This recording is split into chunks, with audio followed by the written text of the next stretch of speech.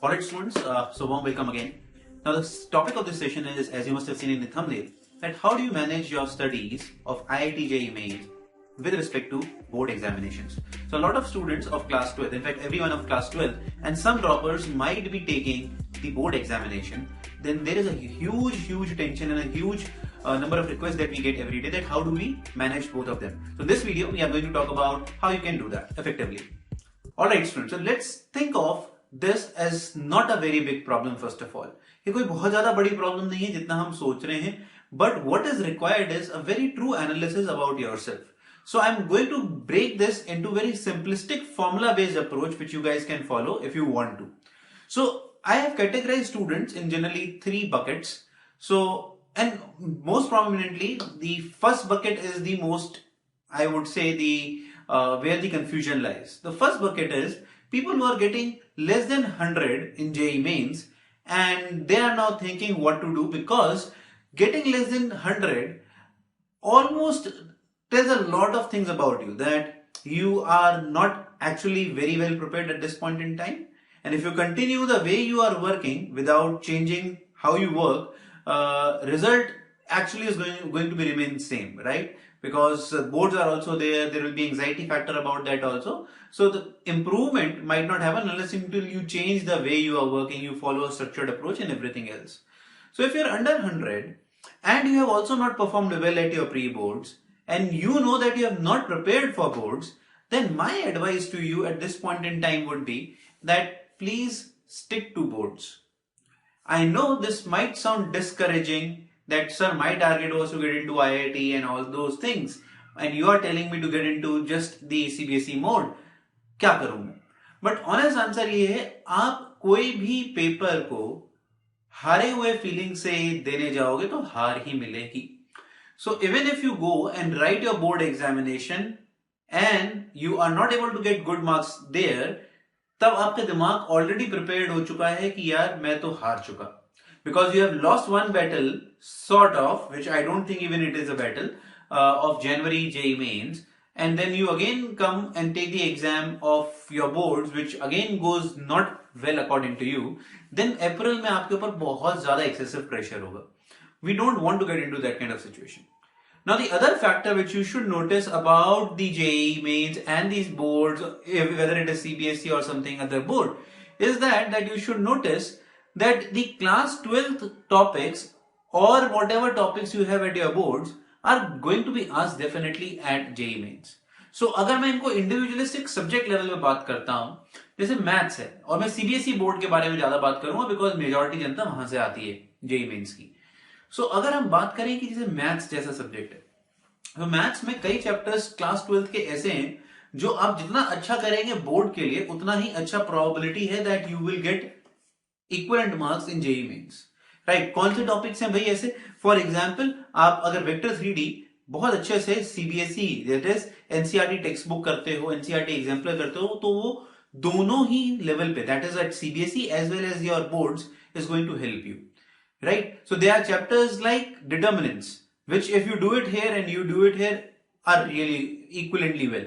ठीक है, तो ये चीजें हमेशा ध्यान रखिए कि कौन कौन से टॉपिक्स ऐसे हैं जो हमें यहां करूंगा तो यहां पर भी मदद मिलेगी, वो करना बहुत जरूरी है. And this is really important. So for example in chemistry तो जो आप 12th में करोगे वो एग्जैक्टली सारी की सारी प्रोडक्टिव होने वाली है JEE Main में. That's the best part about it.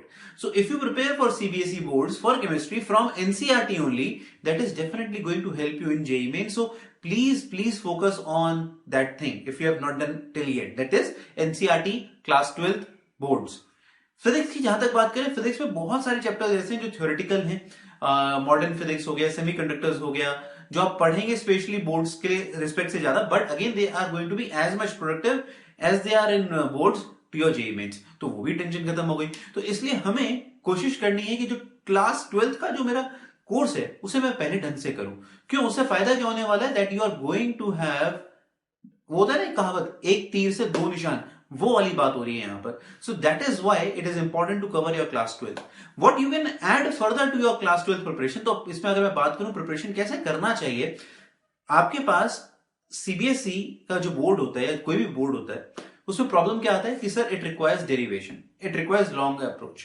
सो मैंने बहुत सेशंस में ये बोला है, आप ट्यून्ड हो उसके लिए, your body structure is tuned like this, you have been taught like this for the last 10 years। तो अब 1 साल की प्रिपरेशन या 2 साल की प्रिपरेशन में आप बोलना शुरू कर दो कि मेरे से रट्टा नहीं मारा जाता, मैं ये नहीं करूंगा, मैं वो नहीं करूंगा, दैट्स ऑल मिथ। वो सिर्फ क्या है, शो ऑफ है। Forget about show off, be very very real about yourself. Show off करने से रिजल्ट किसका खराब होगा, सिर्फ तुम्हारा। तो शो ऑफ नहीं करना कि मैं रट्टा नहीं मारता, कि बॉन्डगिरी हमें नहीं दिखानी। रट्टा मारना मार लेंगे, खत्म करेंगे। डेरिवेशंस की हम एक अलग लिस्ट बनाएंगे। तो if I talk about physics, physics में आप हर चैप्टर के जो इंपॉर्टेंट डेरिवेशंस हैं उसको एक A4 पेज पे लिख के अलग से उसको मेंटेन करके रखेंगे। केमिस्ट्री में जितने भी ऑर्गेनिक केमिस्ट्री के नेम्ड रिएक्शंस हैं उन सब की एक लिस्ट बना के अलग से मेंटेन करके रखेंगे। मैथ्स में फॉर्मूला लिस्ट बना के हर चैप्टर की अलग से मेंटेन करके रखेंगे। This is important from both perspective, boards as well as your JEE Mains. Please do that at this point in time. ठीक है, अब हम बात कर रहे थे कि सर ये तो हुई डेरिवेशन, और अब आप फिजिक्स में जब जाते हैं तो फिजिक्स में बहुत सारे चैप्टर्स में रे ऑप्टिक्स बहुत अच्छे तरीके से पूछा जाता है जेईई मेंस पे। जेईई बोर्ड्स की बात करूं तो वो शायद इतना अच्छा नहीं पूछा जाएगा, वहां शायद हो सकता है डेरिवेशंस भी आए, लेंस फॉर्मूला और उन सब की, बट वहां क्वेश्चंस आएंगे। तो क्वेश्चंस तो आप फिर भी फिजिक्स में you will practice for your boards as well. So what you can do actually to have a practice of both the levels, आपने अपने डेरिवेशंस पढ़े सारे एक जगह लिख ली, you have collected the derivations of a single chapter here. Try to solve the numericals which have come in your past year boards. First step, right? If you're not good at that particular topic, okay, please do this in step process.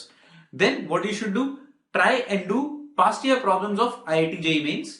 And then last, that whatever your coaching institute study material, whatever you have already done, do not take any new question. Whatever you have done, just revise it. So these 3-4 things will be more than enough. What derivations? Then you do your past year boards problem. Then you do past year JEE Mains. You can do NCERT Exemplar. That's it. That's more than enough for your physics preparation. If your level is not that high, do not expect very too high things to happen, but this will solidify your preparation. Why I am stressing on this is because a lot of other examinations that you are going to give apart from JEE Mains, JEE main में तो फिर भी क्या होता है, equal proportion होता है, 50% या 55-45% रेशियो होता है। But all the other exams which you will take, for example VIT, Manipal, SRM, all those exams that you are going to take are much more tilted towards class 12 syllabus. So if you are better prepared at class 12, even if you mess up again on JEE Mains, the other exams will be well. I know a lot of you are not targeting those exams, but it's good to have a solid plan rather than going without plan. Coming to the chemistry part. The chemistry part is equally important. Just remember, एक word chemistry की NCERT book का आपको पता होना चाहिए. That is what is the most important element, irrespective of which board you are. If you are having boards which do not follow the NCERT textbooks, I would advise please go online, search for the NCERT textbooks, download them and do it as soon as possible, because it's a fantastic book. Do solve past even before past year. You should solve the exercises of NCERT, each and every single question twice. This is going to help you immensely in your boards, definitely. Plus, it is going to help you in your JEE Mains. Again, the same process.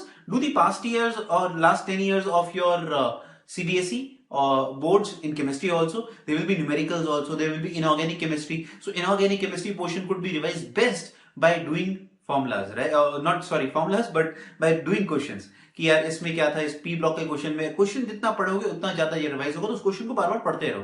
This is how you can actually make sure that you do not forget inorganic chemistry. ठीक है जी.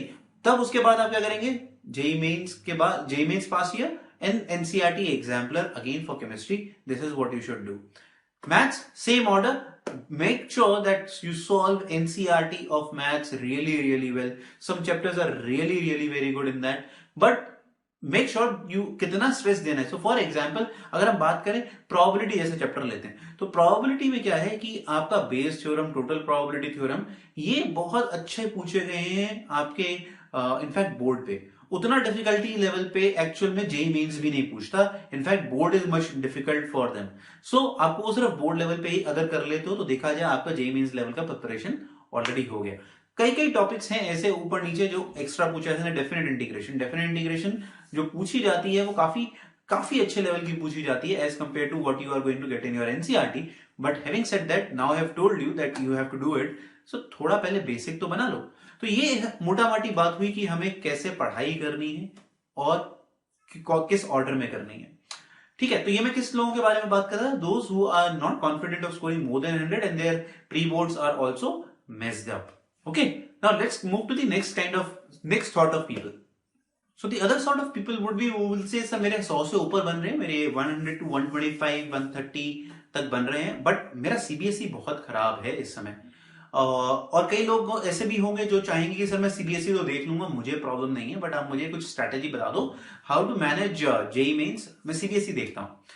सो I would rather say people who have scored less than 140 or let's say even 120, 140 is actually a good score, 120 less than 120, 125, आपको किस तरीके से अपनी staging करनी चाहिए, इसको हम कहते हैं staging fundamental. So the staging, how the staging of your preparation should be done. आप 11th क्लास के जो टॉपिक्स हैं आप उसे अभी भी कर सकते हैं, आपके पास टाइम है जनवरी में। I know a lot of students will be writing pre boards too and they will also have practical exams. So talking about the practical exam, let's be very practical as their name suggests. कुछ नहीं होता है, file आप लाते हैं, file copy करते हैं, file को copy करो और सबमिट कर दो। एक नंबर की वजह से आप अपना पूरा एक महीना बर्बाद ना करें, वो बेटर है।